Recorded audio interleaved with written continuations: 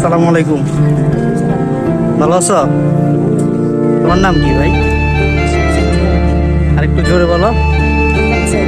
আশরাফ হোসেন। কিসে পড়ো? এখানে কত বছর যাবত পড়ো? 2 মাস। কোন ক্লাসে পড়ো? হাইস্কানা। কত পারা হয়েছে? 5 পারা। 8 পারা। মাশাআল্লাহ, ভালো।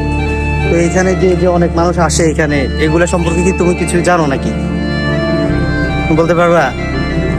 জানো না? তোমরা জানো নি? बहुत आई गई यादें मगर इस बार